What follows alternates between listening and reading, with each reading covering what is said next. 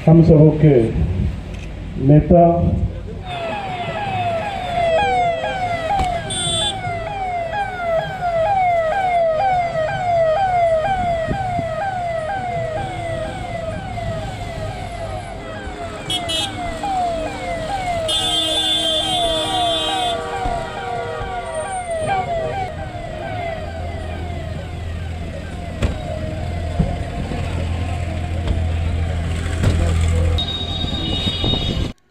बेगूसराय विस्तार केंद्र में महिला परिधान बुनियादी पैटर्न बनाने और काटने के विषय पर 3 दिवसीय प्रशिक्षण 29 नवंबर से आयोजित था।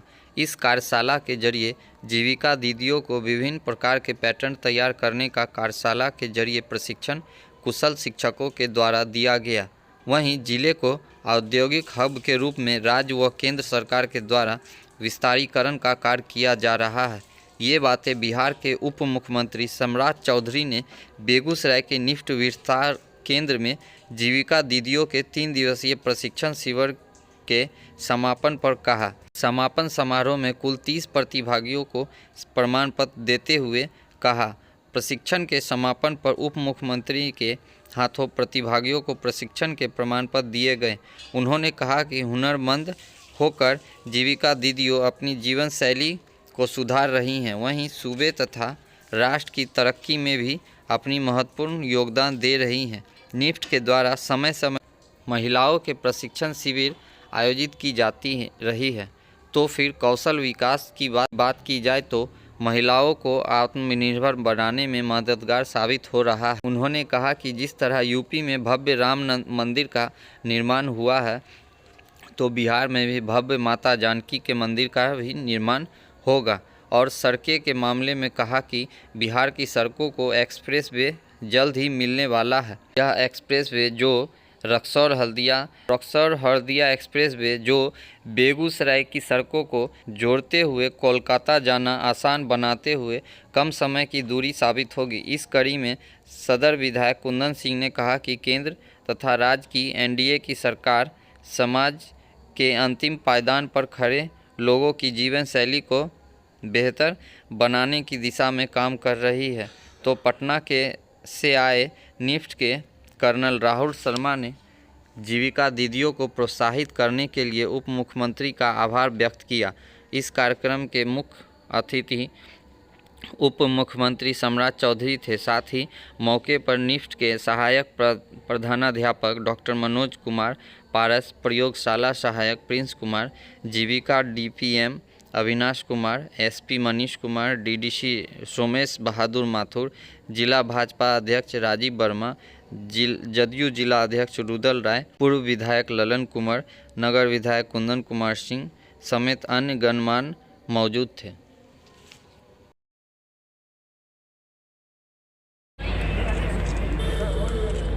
हेमा देवी, बाकी सभी दीदियों से अनुरोध है कि कृपया तालियों के साथ इनका। श्वेता कुमारी,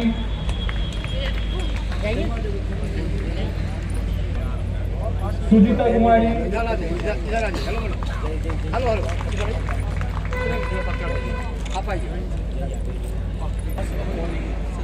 सरिता देवी,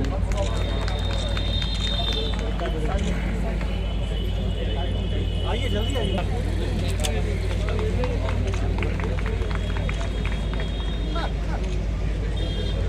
बाकी दीदियों के लिए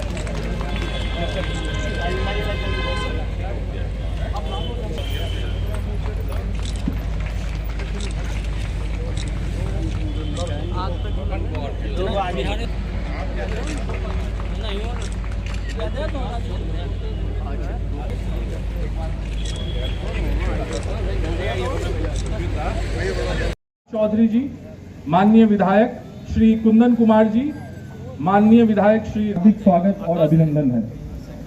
भारत माता की, भारत माता की जय जय श्री राम। आज निफ्ट के इस कार्यक्रम में उपस्थित और हमारे भाई साथी आदरणीय कुंदन जी, इस मंच पर उपस्थित आरक्षी अधीक्षक मनीष जी,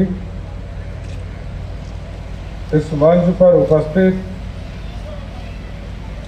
जिला के विश्वोत्तरी के उपाध्यक्ष राजीव वर्मा जी, रुदल राय जी, जिला विश्वोत्तरी के सदस्य प्रेम कुमार पासवान जी, पूर्व विधायक ललन कुमार जी, निफ्ट के निदेशक राहुल शर्मा जी, निफ्ट के सभी पदाधिकारीगण, सम्मानित मंच और मंच के सामने उपस्थित तमाम भाइयों बुजुर्गों और विशेष तौर पर हमारी जीविका दीदियों,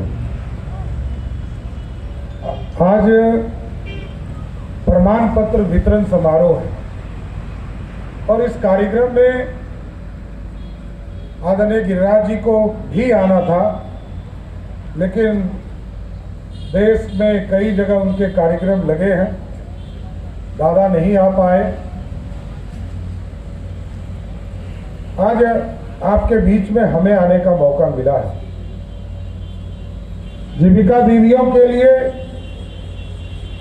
लगातार बिहार की सरकार कई वर्षों से 2006 से नीतीश कुमार जी के नेतृत्व में कई महिलाओं को स्वयं सहायता समूह बनाकर उनके जीवन शैली को बदलने का प्रयास किया गया और आज हम खुशी से कह सकते हैं, हमको याद है वो 2004-05 के दौर में जब अलौली से इसकी शुरुआत की गई, जहां स्वर्गीय रामविलास पासवान जी का घर है और उसी प्रखंड में बगल के खगड़िया जिला, आपका बगल का जिला, उसी जिले से स्वयं सहायता समूह का निर्माण शुरू हुआ था। उस समय हमारे जिलाधिकारी अरविंद चौधरी हुआ करते थे, बाद में ग्रामीण विकास सचिव है, आज होम सेक्रेटरी है, और ये धीरे धीरे कारवां बढ़ता गया। आज आपको जानकर आश्चर्य होगा, इस देश में जब देश के यशस्वी प्रधानमंत्री आदरणीय नरेंद्र मोदी जी नेतृत्व करने के लिए 2014 में भारत की सरकार में आए और बिहार के लोकप्रिय मुख्यमंत्री नीतीश कुमार जी बिहार के मुख्यमंत्री थे, जब दोनों की जुगलबंदी बनी तो आप समझिए कि आज 1.5 करोड़ महिलाएं सीधा स्वयं सहायता समूह से जुड़ने का काम किया और उनकी जीवन शैली बदली है। कोई सिलाई का काम कर रहा है, कोई बछड़ा पालन का काम कर रहा है, कोई मुर्गी पालन का काम कर रहा है। हम अपने पूरे दिनचर्या को आर्थिक व्यवस्था में खड़ा करने का काम दीदियां कर रही है और इसके माध्यम से कोई स्कूल के चीजों को स्थापित कर रही है, स्कूल के ड्रेस बना रही है, बैग बना रही है। और हम तो सरकार में अभी हम लोगों ने तय किया कि जितने हॉस्पिटल है हमारे डिस्ट्रिक्ट हेडक्वार्टर में, अब तो हम लोगों ने हॉस्टल भी देना शुरू कर दिया। प्रदेश में जितने भी हमारे बड़े हॉस्टल हैं उसको भी जीविका दीदी को दे दिया है कि आप जीविका दीदी से जीवन यापन चलाएं और आप समृद्ध हो। और ये पहला राज्य है बिहार जहां 50% से अधिक महिलाओं को आरक्षण भी बिहार में दिया गया। आज हमारी बहनें 35% आरक्षण लेकर सरकारी नौकरी, यदि 100 लोगों की बहाली होती है तो उसमें 35 की गारंटी होती है और 35 के बाद जनरल में भी 4-5%, तो 40% से अधिक महिलाएं सरकारी नौकरी में आने का काम कर रही है। आज तो मोदी जी के नेतृत्व में लगातार इंफ्रास्ट्रक्चर का काम हो रहा है। नीतीश जी के नेतृत्व में यहाँ पर लगातार मेडिकल कॉलेज से लेकर पॉलिटेक्निक कॉलेज से लेकर सारे चीज़ों की स्थापना की जा रही है। यहाँ कई रिफाइनरी को कितना आगे बढ़ाने का काम मोदी सरकार कर रहे हैं। बिजली के सेक्टर में हम आगे बढ़ रहे हैं।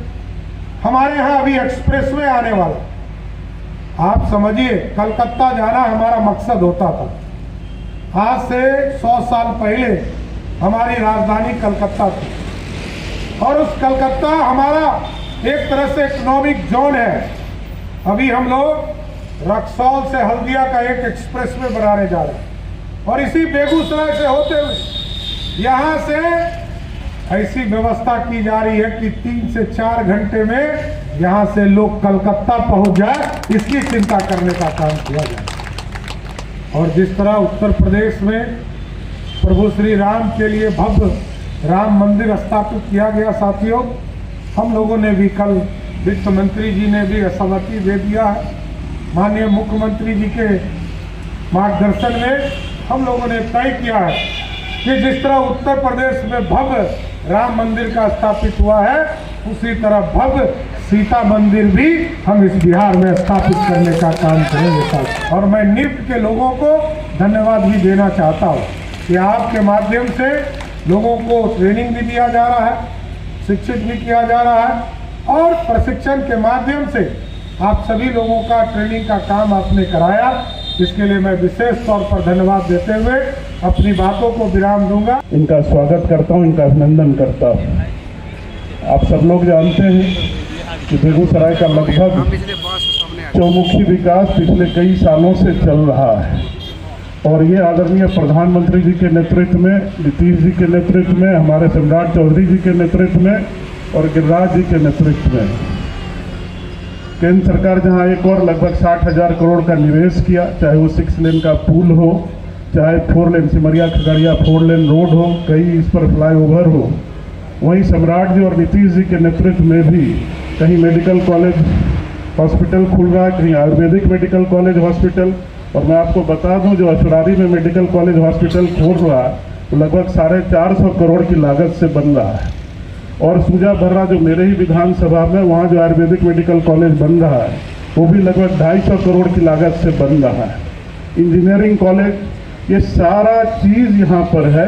बेगूसराय एक इंडस्ट्रियल हब के रूप में डेवलप हो रहा है और ये अगर है तो हमारे नेताओं की इच्छा महत्वाकांक्षा के कारण, यहाँ के जनप्रतिनिधियों के कारण। अभी अभी हमारे उप मुख्यमंत्री जो हेलीकॉप्टर से उतरे और वहाँ से यहाँ आने में जो भी समय लगा यही पूछते रहे जो हॉस्पिटल बन रहा है वहाँ सड़क है कि नहीं, सड़क कैसे बनेगा, 4 लेन कैसे होगा और क्या काम करना है।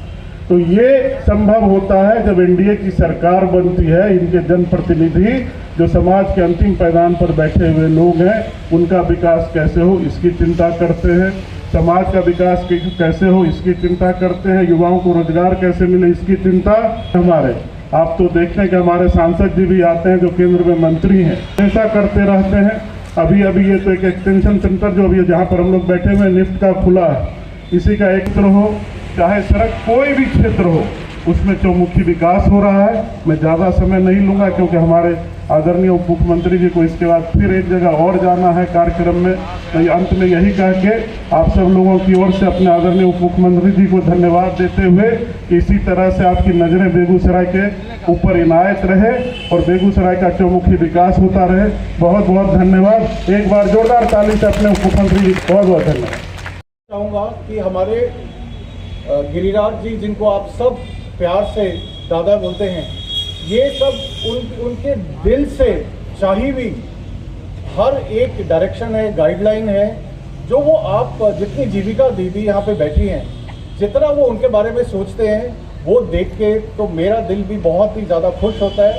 और जब भी वो मिलते हैं हमेशा यही बात करते हैं कि हम जीविका हैं, उनकी प्रोग्रेस क्या है, क्या वर्कशॉप हुआ है, कितनी वर्कशॉप हुई है, क्या उनकी मांग है। तो मैं मुख्यमंत्री जी का भी मैं धन्यवाद, टाइम शेड्यूल में उन्होंने थोड़ा सा टाइम निकाला हमारे लिए यहाँ आने के लिए, उसके लिए हम बहुत बहुत धन्यवाद कहते हैं उन्हें। शुक्रिया।